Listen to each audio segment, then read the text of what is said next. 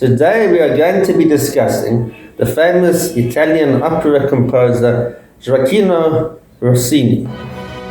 Rossini was well known during his time for his 16 opera serie, his serious operas, but in fact the Barbiere of Seville, Il Barbiere de Siviglia, which he premiered in 1816 in Rome, was his first real opera buffa, his first comic opera, which dealt with day-to-day things, the street life, the common man. It was a comic opera. Unfortunately, the premiere in 1816 was a disaster, but over time the work regained its reputation and is today one of his most famous and much loved operas. It tells the story of Count Almaviva, who is in love with Rosina. She is a beautiful woman, but unfortunately she is engaged to the much older Dr. Bartolo, who wants to marry her purely for her inheritance. So Count Almaviva turns to a very seedy character. His name is Figaro, the barber of Seville, hence the name of the opera. And Figaro encourages Count Almaviva to disguise himself as a commoner so that he can woo Rosina and win her over, which he succeeds in doing. As a result, there are some beautiful bel canto arias in this opera. In fact, Rossini succeeds in combining the bel canto style in this opera with elements of opera buffa, comic opera. Some of the most famous arias are Larga al factotum della città, make way for the factotum of the city, which Figaro sings. And an equally famous one of the most famous of all time, is the aria sung by Rosina called Una voce poco fa, or A Voice Has Just. And in this aria she tells how she has succumbed to the charms of Count Almaviva and how she's been won over by him. Other composers also wrote famous opera buffa, Mozart in particular. Some of his best examples are The Marriage of Figaro and Così fan tutte. They are also opera buffa. Other composers such as Beethoven and Verdi and Wagner greatly admired Rossini's Il Barbiere de Siviglia. But Rossini after this turned his interest to other types. He didn't continue to write comic opera. He went on to write other works. One of his most famous operas, which was written after this, was his Julian Tell, his William Tell. But in fact, at the age of 40, Rossini retired from writing operas and turned his interest to other things. He used to throw lavish parties, he was involved in cooking, he submitted recipes to famous chefs at the time. He suffered thereafter for many years from ill health, but he lived to a ripe old age. He was married and he had a fairly conventional life, and he was in fact more famous in his time than Beethoven. He was a highly admired composer with a solid reputation.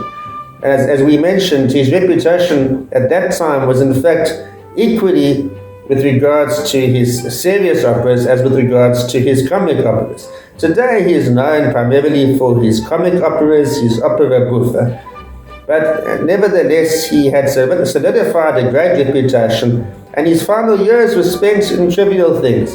But nevertheless, to this day, his reputation remains as one of the most prolific composers of opera, both opera seria and opera buffa. And this particular example, the Barber of Seville, has solidified his reputation for all time and remains one of his most loved operas. Rossini was born in 1792 in Pesaro, which is on the Adriatic coast of Italy. He was the son of a horn and trumpet player and an operatic singer. He was commissioned to write his first opera in 1810 at the age of 18. In 1815, he was appointed musical director of Teatro San Carlo in Naples.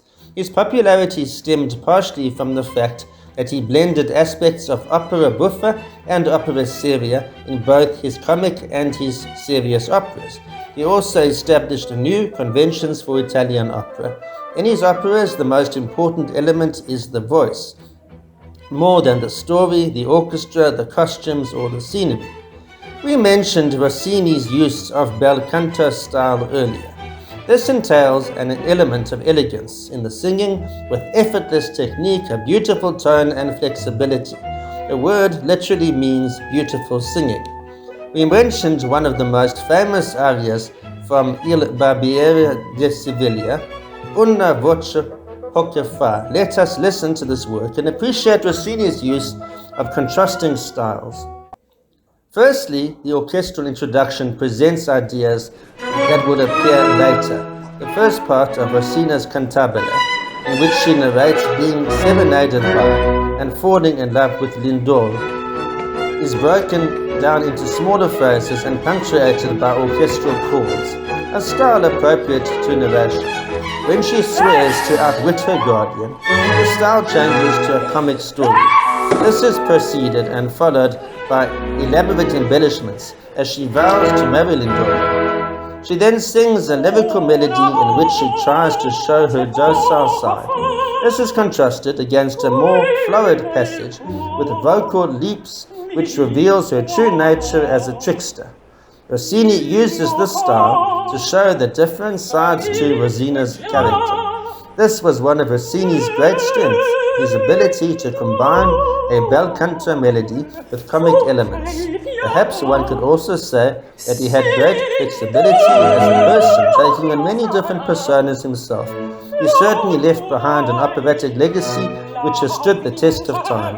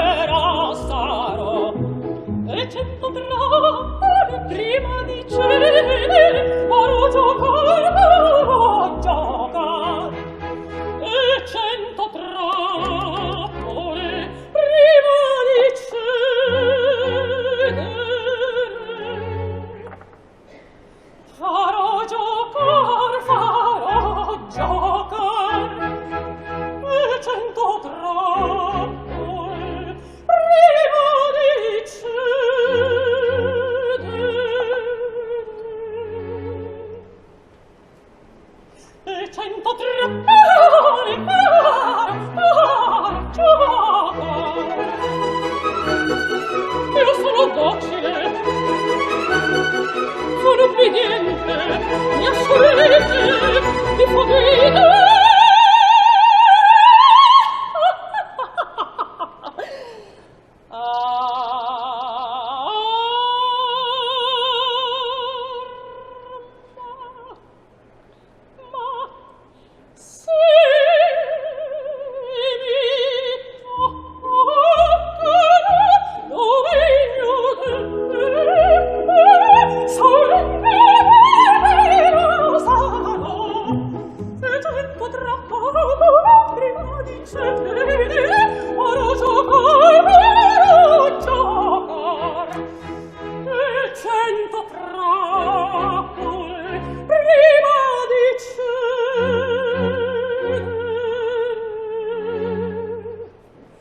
Farò giocare